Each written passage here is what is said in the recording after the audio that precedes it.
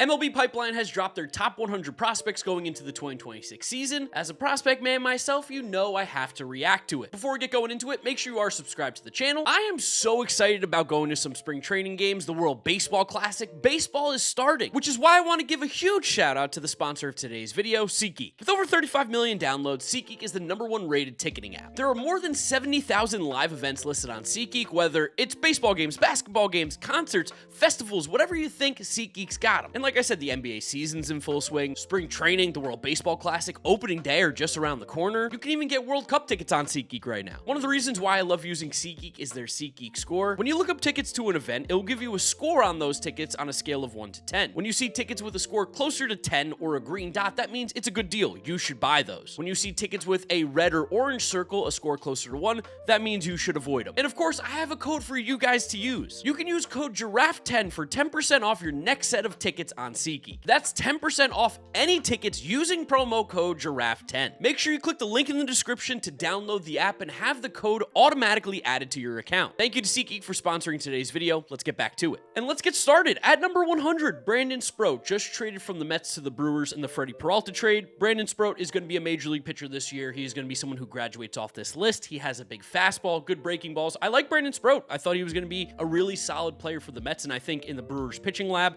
they're going to get even more out of him. The biggest thing with him, need more swing and miss, need to get more strikeouts, because at the major league level last year, it was just a little bit below average, but that's someone who is going to develop. He throws hard. That's something that you can't find a lot in many pitchers. He throws in the upper 90s. I'm a big Sproat guy. I think he is a borderline top 100 prospect. Next up, we have two guys that wouldn't have made my list, but again, that is different on how I rank prospects versus Pipeline. These are going to be MLB catchers, and I do think that there is value in them. Cooper Engel being the kind of next guy up for Cleveland down in AAA. You saw his numbers last year. Gets on base at a really high clip. I don't know what the power production is going to look like for a guy like Cooper Engel. I don't know what he's going to hit like at the major league level, but the good plate discipline along with being a good enough catcher, like, yes, I think Cooper Engel can be a backup guy at the major league level. And then same thing with Leonardo Bernal, like just not someone who would have been on mine because he's a glove first catcher. You look at the offensive numbers, not really interesting to me at all, per se. Like, he didn't do anything at an elite rate in the minor leagues. He's just a good defensive catcher, not someone who's in my top 100, but clearly makes theirs. But like I said, these are guys that would not make mine.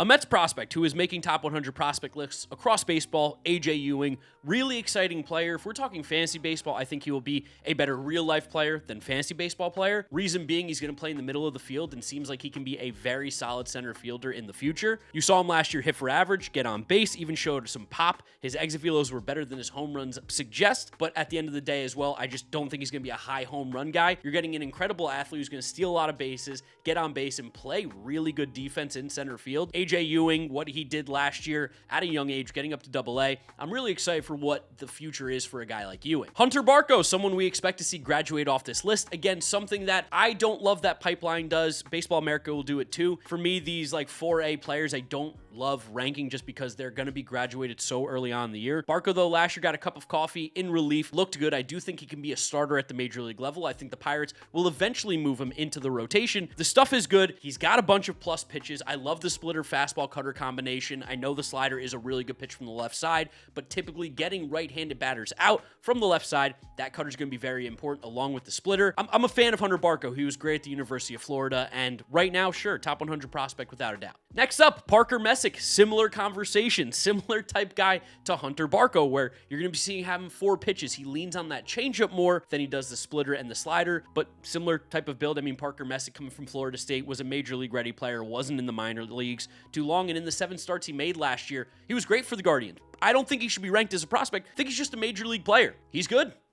Dax Kilby, really good. First round pick by the Yankees last year in the draft, absolutely crushed low A ball in the small sample. We saw good exit velos. He's a great athlete. Seems like he's going to stick at the shortstop position. This is someone who could be a very, very fast riser on prospect lists as we get towards the middle of the season. Yankees are really excited about him. Prospect people are really excited about him. He just seemed to be a lot better than initially expected coming out of the draft. Dax Kilby, fantastic, a lot of helium. Nate George, he's been kind of hovering around the bottom of these lists, a 16th round pick going back to 2024, a more of a athlete first type prospect, but you like the build because the hit tool's been great. He got on base a ton. He's a fantastic athlete. He makes good swing decisions, and he looks like he's going to be a plus defensive outfielder. I'm liking what we're seeing out of Nate George. Again, maybe a better real-life player than you would be like fantasy baseball. But George has absolutely flown through the Orioles system thus far. Emil Morales is a guy that I love. I see crazy ceiling with him just simply because of the physical build, and the power looks legit. I think he could stick at shortstop. Last year, we saw him come over to America, start playing. He got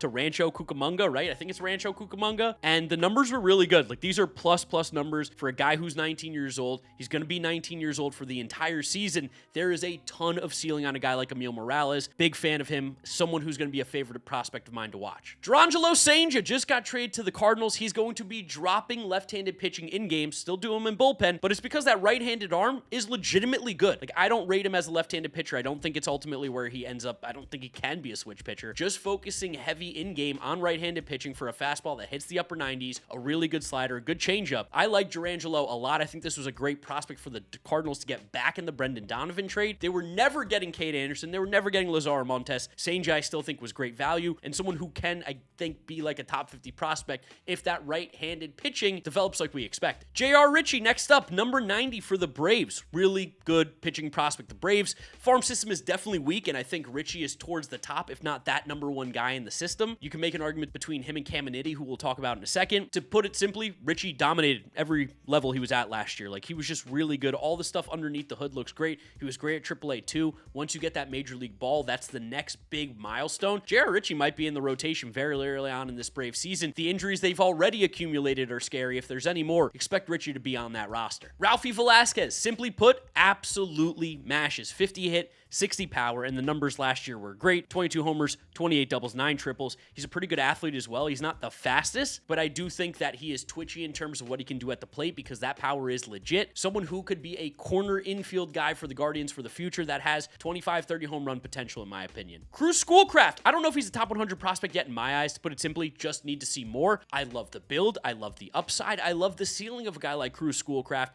I just want to see more before I throw him in a top 100. To me, it just felt like they're kind of forcing the Padres to have a good farm system when it is arguably the worst in baseball right now because it's been gutted over the last few years. That being said, I am excited about what Cruz Schoolcraft could be. I mean, it's just a big fastball, great changeup, good slider, and he's 6'8" at 18 years old. Like, so much growth for him still left to come. Not talking in terms of physically, but in terms of like polishing up his game. Josh Baez, I think he's a little bit low. I think we're going to see Josh Baez at the major league level, and in terms of power and athleticism and just overall ability, I think there is a high ceiling, low floor, but I love the ceiling on a guy like Josh Baez, and he showed last season that he's capable. Got all the way up to AA, mashed at AA, mashed at high A. He's relatively young. He hit for power. He stole bases. He got on base. There's nothing I don't like about Josh Baez except maybe he won't be a center fielder. Maybe he's more of a corner guy, but this was someone who in the 2021 draft, I was all over. I did a video with Joe Doyle on my channel that ended up becoming private for different reasons. Josh Baez was one of my favorite picks outside the first round, and I'm glad to see that he really took off. I expect him at the major league level with the Cardinals in 2026. Rhett Lauder, right now he is just kind of depth for the Reds, but that's not a problem. Still only 23. I don't know what the strikeouts are going to look like for him at the major league level. It's crazy that we saw him in his draft year get to the majors, but then didn't pitch at all in 2025. Did deal with some injuries. That's part of the reason. Apologies, wasn't his draft year. I thought he was a 2024 guy. It was 2023,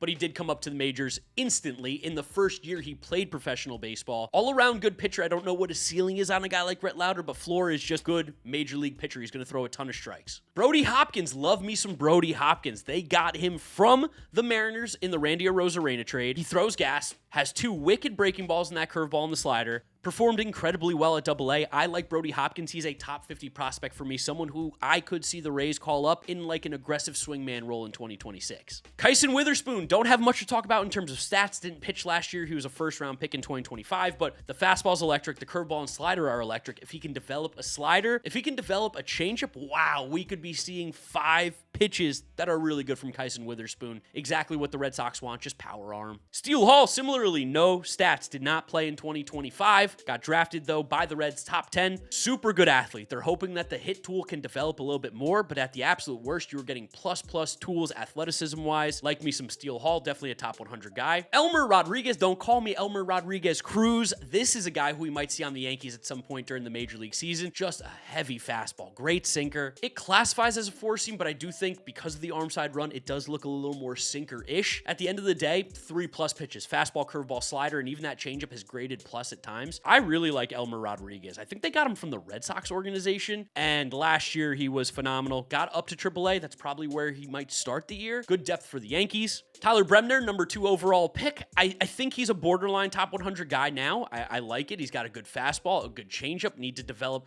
that slider a little bit more to be a real third pitch. Fastball changeup guys are not my favorite, but the fact that he does throw hard makes him more exciting. Harlan Susana throws 105 and has a wicked slider. He just doesn't know where it's going. And he had a big injury last year, so that's concerning. But when you throw 103, when your slider is like 90 miles an hour and wipeout, you're going to be a top 100 prospect even with injury concerns. So yeah, Harlan Susana is cool. Carlos LaGrange, another guy who's just been awesome in the Yankees farm. They're really starting to get some pitching demons out there. Throws 100 miles an hour. The slider-cutter combination is filthy with a good changeup. Another guy whose control is not the sharpest. Would like to see him hone that in a little bit more, but he was one of the breakout prospects for the Yankees last year. Again, did really well in AA. Probably starts in AA. Maybe gets a call up at some point this year. Johnny Farmello. Love me some Johnny Farmello for the Mariners. Good ball player. The numbers didn't jump off the page last year, but again, just needs to play more. I don't know if he's a top 100 prospect right now, in my opinion, but I do think he has top 100 prospect ceiling. Like, he can be very good. Arjun Namala. I like Namala because, again, we see the power output, and it's something that is exciting. Namala is very young. Probably not a top 100 guy in my books right now, just because we did see a huge struggle at A-ball with just making consistent contact. I think this is a little bit harsh. I wouldn't have him in my top 100. I do think we're going off the former first-round pick pedigree. Theo Gillen. Love me some Theo Gillen. I think that this guy could be higher. Like, we're looking at a good athlete. We're looking at a good hit tool. He got on base a ton last year. He just feels like such a raised player. I think he's a borderline top 50 guy out in the outfield. Blake Mitchell for the Royals. Great season. The previous year, 2025, was not as strong, but he is an on-base king. And he's got a cannon of an arm. Looks like he's going to stick at the catcher position. Being able to be on base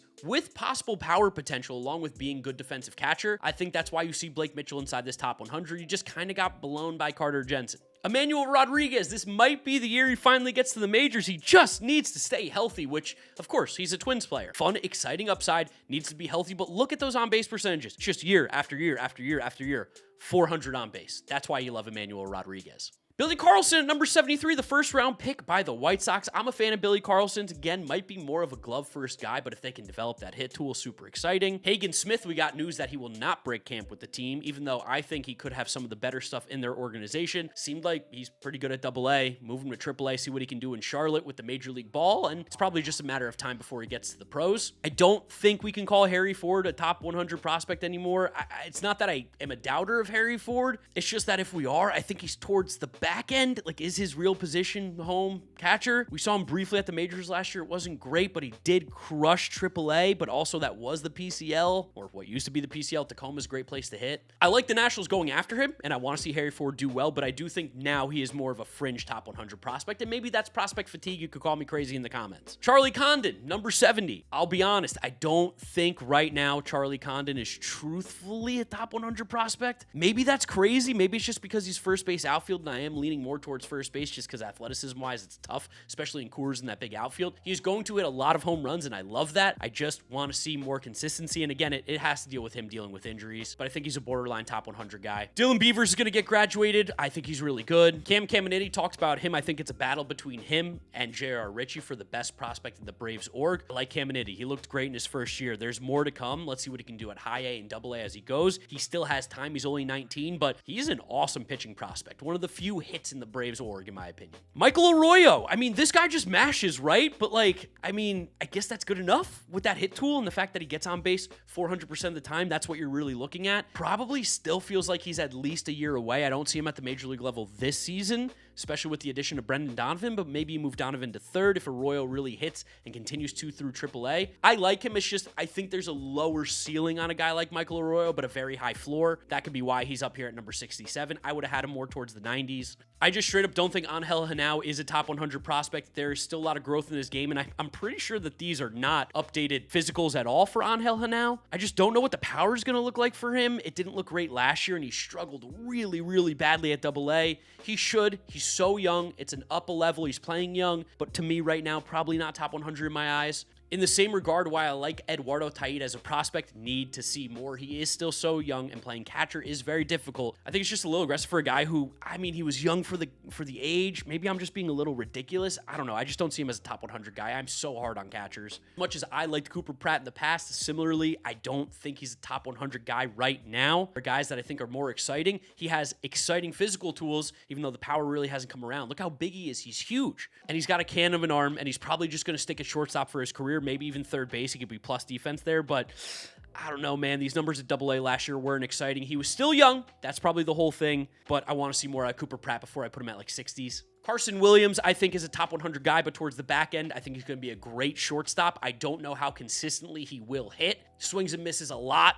There is good power there, but ultimately, I think it's a risky profile right now. Joe Mack, I just think will be a major league catcher. I think we're going to see him on the major league roster quickly in Miami, especially because Augustin Ramirez can't play the position. He can hit, he just can't actually catch. Joe Mack is good defensively. He gets on base, and you'll take any of the power that he's shown as a bonus. Caleb Bonnemer, someone who I believe Baseball America is very high on. Like, I think he is towards the top 30 of their prospect list. MLB Pipeline has him a little bit lower, but gotta say in his first year, like, he showed awesome stuff. The power looks good. The plate discipline looks good. He's a good athlete. Looks like he's going to be able to field at least at third base. I like Caleb Bonnemer. I think this is an absolute home run for the White Sox, and I thought I'd see him higher up on this list. Mike Sirota is kind of the new fun name in the Dodgers system. Absolutely mashed last year. These numbers are crazy between low A and high A, and it just seems like the ceiling is the roof. There is crazy potential on a guy like Sirota, who is a overall well-rounded player, and it seems like the Dodgers are getting even more out of him right now. It is pretty crazy that he came over from the Reds in the Gavin Lux trade, because Gavin Lux stinks, and Mike Sirota might be already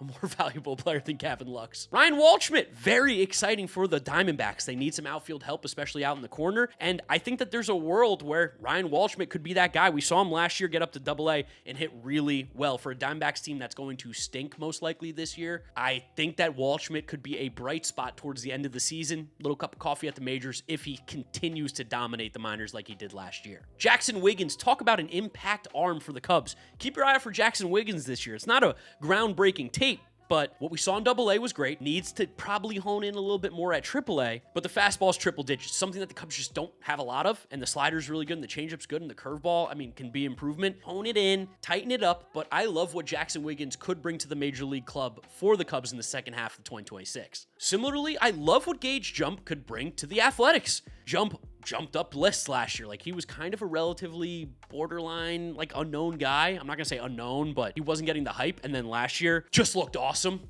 Kind of was healthy for the first time in his career as well. Like, to see 112 innings out of him, getting a ton of swing and miss, not a lot of walks. I really like Gage Jump, and we could see him jump to the major league level. Connolly Early, love Connolly Early. The Red Sox rotation's so good that he might start the year in AAA, which is crazy, but we're seeing him this offseason pumping 95. Like, he's throwing a lot harder, which looks great. That would have been the only concern. Otherwise, I think Connolly Early is just going to be a really good pitcher. I don't know if he's ever an ace, but you don't need an ace every single time at the prospect. I think Connolly Early's floor is like a 3-starter. I think he's really, really good. Someone who maybe is getting slept on. Like, I haven't seen Peyton Tolley. I like Early more than Tolley, personally, in my opinion. I think there's a lot less reliever risk. Moises Ballesteros, not going to be a prospect anymore, going to graduate. Mashes. Travis Sikora, I believe he was hurt all of last year, right? Or he got hurt towards the end of the season. Overall, what you're looking at is a physical specimen. Again, throws 100 miles an hour, great slider, ridiculous splitter, really good stuff. It's just bouncing back from injury. It's going to be a little bit slower for Sikora, but I do love him as a prospect. Justin Crawford, number 53.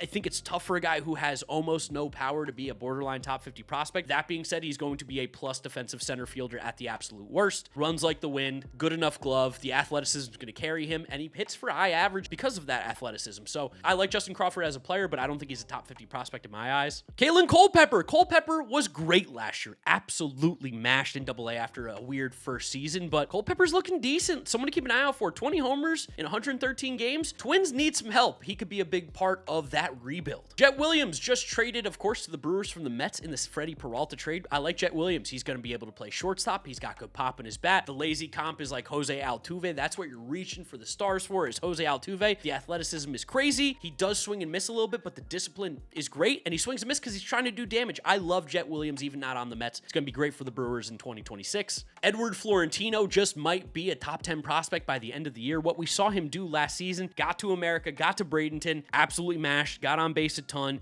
is a good athlete, plays the outfield well, probably more of a corner guy, but I could see Edward Florentino flying up lists this year. Noah Schultz, probably going to get to the major league level pretty quickly. Again, I know at AAA it was a struggle, so master the AAA level. Once you do with that Major League Baseball, he's going to be one of the better starters in that White Sox rotation. Jonah Tong, simply put, needs a third pitch. If he can get a third pitch, we're looking at a frontline starter. If not, there is some reliever risk because he is fastball changeup. His unique release point makes it difficult at times, I think, to have a breaking ball. The fastball is one of the best in the minors, not in terms of velo, but in terms of the IVB, in terms of the inverted vertical break. It's electric, and the changeup is disgusting. It's platoon neutral. Jonah Tong is a demon, just needs a third pitch. Iva Arquette, I like him. I don't know if he would be a top 50 prospect in my list, but in terms of ceiling, I think there is major big-time all-star player ceiling, and I do think he's going to stick at shortstop. He's just a really good athlete. Want to see him hit a little more consistently. That power, though, is legit. Chase DeLauder, going to graduate. Won't talk about him much. He's going to be a good ball player. I like DeLauder. JoJo Parker,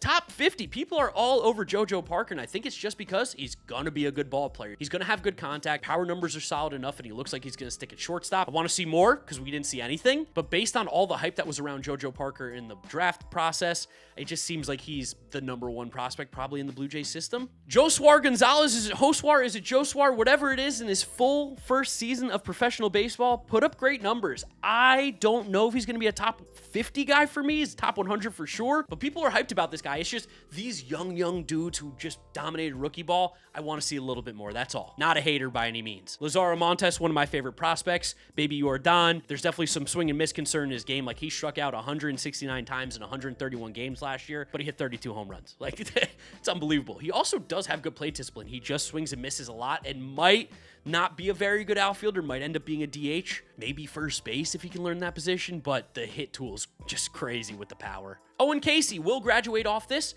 Could be Kyle Stowers 2.0. Going to keep it plain and simple. The tools are just fun and exciting, and I love that as a trade. What they got back for Edward Cabrera. Jamie Arnold. I think Jamie Arnold is an awesome prospect. I'd arguably put him in my top 30. We haven't seen anything from him. He was a college pitcher, but he just feels like almost MLB ready already, and he's adding the kick change. He's got great control. The fastball slider combo is awesome from the left side. I'm a huge Jamie Arnold fan. Josue Briseño, we might see get to the major league level, I think, this year with the Tigers, especially just because he keeps hitting at every level. Would like to see him do a little bit better at AA, especially in the power department, but we had seen the raw power numbers before that. I just trust him. He has good plate discipline. Hit your way to the majors, big boy. Robbie Snelling. Robbie Snelling will get to the major league level this year. The Marlins are going to need pitching, and simply put, it's been awesome for them. He dominated AAA. Like, why not out of spring training? Get crazy. Robbie Snelling could be a Rookie of the Year candidate if you get him on the opening day roster, and I think he's shown he's capable of it. Alfredo Duno, one of the best hit tools in all of the minors. Absolutely mashes. Of course, he's a catcher. Will he stick there? Probably, because he's got a good arm. But, I mean, the bat's just so good. The bat speed's insane. And he put up such good numbers last year, like a 430 on base, 18 homers, 32 doubles, walked more than he struck out. I love Alfredo Duno from a hitting perspective. You got to see what catchers do, and maybe they move him to a different position to make sure you get that bat in the lineup every single day and the wear and tear. Similarly with Ryanel Rodriguez, he absolutely mashed last year. One of the biggest risers, 20 homers last season. He's 19 years old. The exit velos are impressive. My camera is blurry. I don't know why. I hope that helped. But Ryanel Rodriguez is a dog. The dude can mash. Braden Montgomery, top 25 prospect in my opinion. Look at the numbers he put up last year in his first full season. He got all the way up to AA, which I absolutely love. Good plate discipline. Good athlete. He hits from both sides. Good switch hitter. I am a huge Braden Montgomery fan. I thought he was one of the best picks of the 2024 draft. And when the White Sox got the haul back, this is who I had circled. This is that impact player. Kyle Teel is great. Some of the other pieces that they got are good, but Braden Montgomery could be that guy who could be a franchise building block. Bryce Rayner, loved him out of the draft in 2024. I thought the Tigers got a great pick, and you saw the power potential. You saw the arm. He's going to stick at shortstop. He gets on base. He has good power numbers. Didn't show the home runs, but showed good power. Needs to stay healthy. Let's see what a healthy season could be. This could be a borderline top 10 prospect going into the middle of the season this year. Liam Doyle, first round pick by the Cardinals. Kind of like an MLB-ish ready arm. Probably don't bring him up this year because that would be absolutely insane. But 2027 could be an opening day arm. Throws gas from the left side. Has 4 pitches. Awesome. Where Ryan Sloan, I think, could be a major league pitcher this year. The Mariners get crazy, and the fact that they don't have a lot of pitching depth, you want a guy that feels like he could be major league ready. It's a dude who doesn't walk anybody and throws a ton of strikes, fills up the zone. Mariners with good defense behind him, a good first half of the season. Like, why not give Ryan Sloan a look if there is a prolonged injury to that rotation? I think he's better than Emerson Hancock right now. Give him a look. George Lombard, number 32. Listen, I like George Lombard. I think there's more power potential there. I will say, is there a prospect that's ever been hyped up this much that doesn't really hit? Yes, he's had good plate discipline, but is it over passivity? Because he does strike out a lot. For a guy who has a career OPS in the minors of 717, I think there is a little bit overhyped. That being said, out of the draft, before I knew what team he was on, I love George Lombard as a guy who I thought could put up legit power, and there still is projection for legit power. It's just that hit tool, consistency-wise, might be very low, but he has a great glove. I feel weird about Lombard. I don't know how to feel. Because, like, just stat-wise, it's been kind of whatever at the plate. Franklin Arias, number 31. Completely different. It's going to be all contact with Franklin Arias along with playing shortstop. Maybe eventually becomes, like, an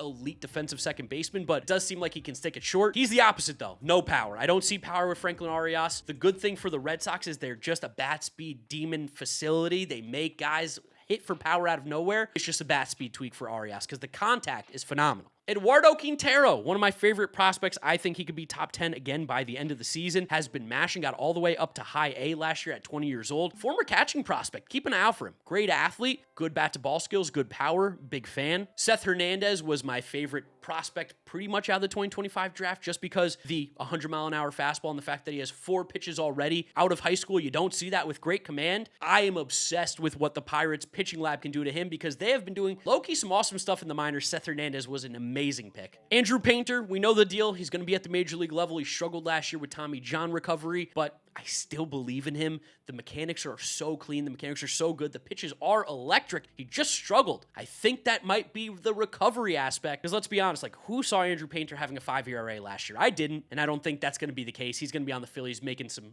big starts, I think, this year. Zaire Hope. Can't believe they got him from the Cubs. The Dodgers did it again. It is so good. I mean, Michael Busch has turned out to be a great player, but Zaire Hope looks awesome. Gets on base, hits for power, just a good athlete, everything that you'd want in a top prospect. Luis Pena doesn't get the hype that Jesus Mate does, and for good reason. Mate is unbelievable, but Luis Pena is an awesome prospect. Top 25 in my opinion, no doubt. The hit tools are great. He's probably going to be more of a second baseman. That's probably why you bump him down a little bit. Keep in mind, this was as an 18-year-old getting up to high A, and the high A numbers were rough, but he's still so ahead of his time for where he is in terms of the system. I just trust the Brewers to make him into a beast. Bryce Eldred's going to graduate. He mashes. He obviously has some holes in his swing, but in terms of power output, could be one of the highest in the league. Ethan Holiday, I think this is a little bit high for Ethan Holiday. I like him as a hitter, but I don't see him as a top 25 guy right now. I see him as more like a top 75 to top 100 range. I don't think he's a shortstop. I think he's a third baseman. And with that defensive kind of outlook, I think that Holiday's really going to have to mash. Number 23, Aiden Miller. I think it's a fair spot. I think we could see him at the major league level. I think they're dying to get rid of Alec Boehm. Big reason why. Aiden Miller will just be a better third baseman, I think, within a year. Overall, well-rounded player. Sal Stewart. Love Sal Stewart. Mashes. Doesn't really have a defensive home,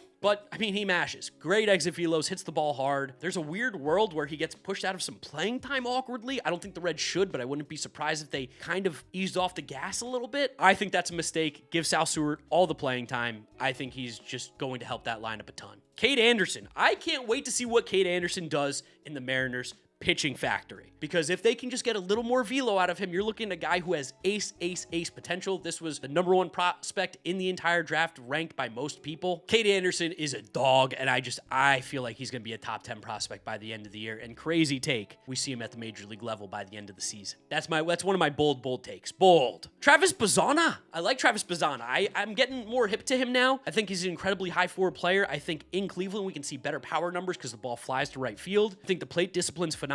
I don't know if he'll ever be like a gold glove, big war guy just because the glove is kind of iffy, I think, at second base, but he is going to mash. I love the hit profile. Peyton Tolley, 19. I'll be honest, I see a little more reliever risk. He's got that mega fastball. That's what you're excited about. And the slider and the cutter and the changeup. But I do see some reliever risk. And that's why, for me, not a top 20 prospect in baseball, but still incredibly excited because the Red Sox have shown the ability to develop. And if he develops a third pitch truly, then we're talking about some crazy upside frontline starter. Number 18, Carter Jensen, friend of the channel. Carter Jensen could be the Rookie of the Year in the American League this year. What he did in the small sample size was incredible. You saw Foolish Baseball gas him up, and the reason why is because he's that good. The stuff that he did at the plate is sticky, and at the catcher position, help out Salvi a little bit, give him some days off. I love Carter Jensen in 2026. Thomas White, another guy, just like bring him to the majors already, Marlins. Bring him and Robbie Snelling up, have an exciting young rotation, moved on from some guys. Let him step into this rotation and be a guy who can be a frontline starter eventually. I love everything about Thomas White. I loved him out of the draft. This was a great pick. Carson Benj, number 16, probably going to get graduated from this. Seems like he's going to be the opening day right fielder for the Mets. Good glove, could even play center field if you want him to.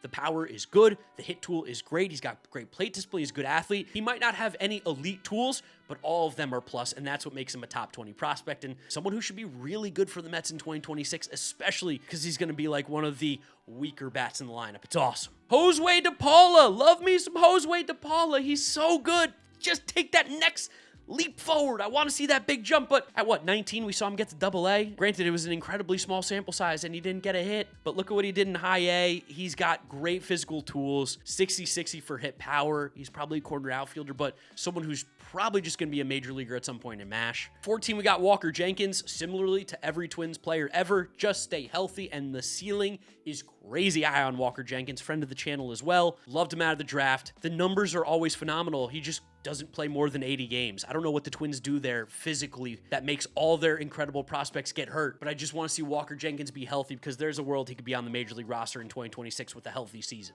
Eli Willits at 13. Listen, number 1 overall draft pick, I get it, but it's not a top 50 prospect in my opinion right now. Reason being, while I think he's going to be a great shortstop and I think the hit tool in terms of contact is solid, I have a hard time putting power tool at 45 inside my top 15 like they are here. And I do think that there is development and growth that will come from Eli Willits. I think he's going to be a great player.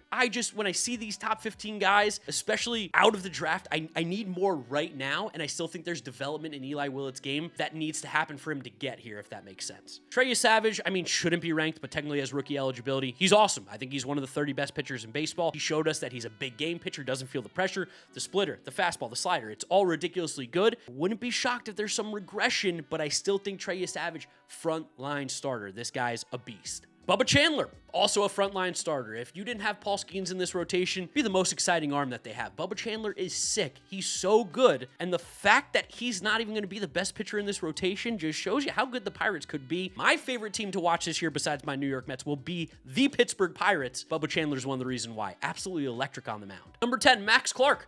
I owe an apology to the Clark family. I was a little bit of a doubter coming out of the draft. I wasn't sure what Max Clark would look like. I am 1000% bought in. This is going to be a Gold Glove center fielder who gets on base, has some pop in that bat. Really good player. I'm really excited about what Max Clark could be. Someone who's going to be a guy who I think puts up huge WAR seasons because of that glove, because of the athleticism, because he's going to get on base, because he makes good swing decisions. I'm all in on Max Clark. I think he is a top 10 prospect, no doubt. Number 9, Colt Emerson, going to be on the Major League roster. It's crazy. He's so young. He's 20 years old, and he probably gets to the Major Leagues this year before he turns 21. Colt Emerson's got everything that you'd want in a player. Good exit velos, great discipline, good fielder, good athlete. Love Colt Emerson. Samuel Basayo will be graduating. He's gonna be getting a ton of ABs in Baltimore. Absolutely crushes baseballs, has a cannon of an arm. I don't know how long he sticks a catcher, but the bat is so good that you will find a spot for him no matter what team you're on. The bat's just sick. Sebastian Walcott. I see him more as a third baseman now than I do a shortstop, which bumps him down a little bit, but man, at 19 years old, getting to Double-A and still being about a league average hitter at Double-A at 18, 19 years old, with the pop and the power potential that we've seen, crazy high ceiling for Sebastian Walcott. Crazy high. He might be more of a top 15 guy than a top 10, but now we're talking minuscule changes. Sebastian Walcott is so exciting. Number 6, my boy, Nolan McLean.